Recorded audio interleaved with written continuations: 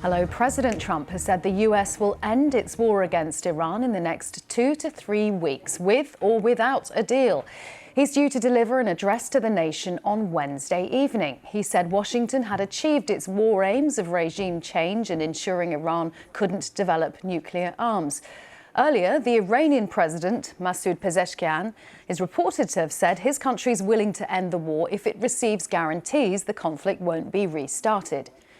Iran has again come under bombardment. The Israeli military says it's completed a wave of airstrikes in the capital, Tehran, striking Iranian regime infrastructure. Overnight, US Central Command released a video showing its forces dropping what it called precision munitions on underground military targets deep inside Iran. There's been no let-up in Tehran's response. One person's been killed by falling missile debris in the UAE, while in Kuwait, a fire broke out at the international airport after Iranian drone strikes on fuel tanks. Fresh overnight attacks on Bahrain have resulted in a fire, and a tanker was hit by missiles in the waters off Qatar. In a moment, we'll hear from our North America correspondent, but first, some of what President Trump had to say in the last few hours. Iran doesn't have to make a deal, no. Yeah, I've spoken to a lot of people. It's a new regime. They are much more accessible. No, they don't have to make a deal with me. When we feel that they are, for a long period of time, put into the Stone Ages and they won't be able to come up with a nuclear weapon, then we'll leave. Whether we have a deal or not, it's irrelevant. Here's our North America correspondent Peter Bowes on President Trump's latest words. And it is quite a change of tone, isn't it, from the president, who has spent the last few weeks urging Iran to do a deal, saying that there were negotiations taking place, although Iran never confirmed that there were any direct negotiations. It seems much more likely. In fact, Marco Rubio on American television in the last few hours confirming that these discussions, if you like, have been through messages. But Donald Trump saying that a deal now isn't necessary because he says the war will end when he is satisfied that his original goals have been achieved, and number one in that list is that Iran will never get a nuclear weapon. And he seems to be saying, reading between the lines a little bit, that that has been achieved now. He's still saying that the US has to finish the job, and it's not entirely clear what he means by that, but setting this time frame of 2 to 3 weeks, which I think it's fair to say is significantly sooner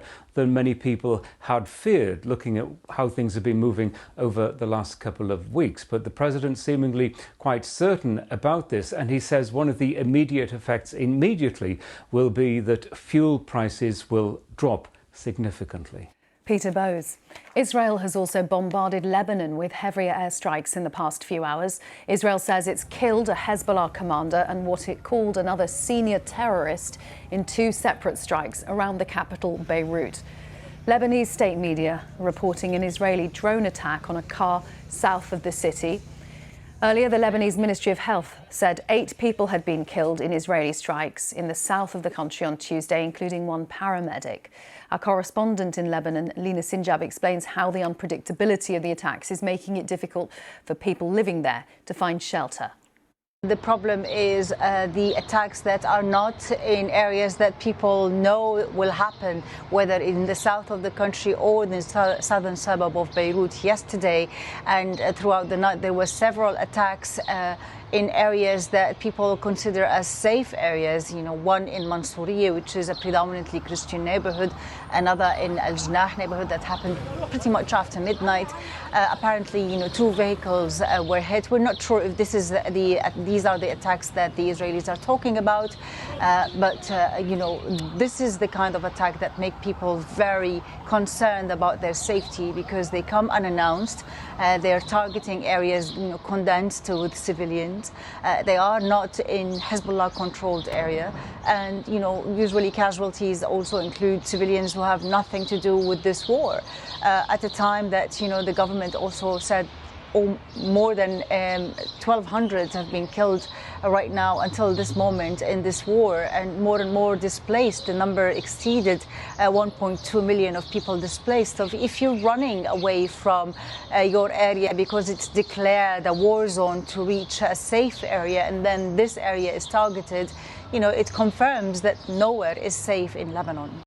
Lina Sinjab in Beirut. Let's go to Jerusalem and speak to our correspondent there, Yolande Nell. Yolande, what sort of attacks have there been on Israel over the last few hours?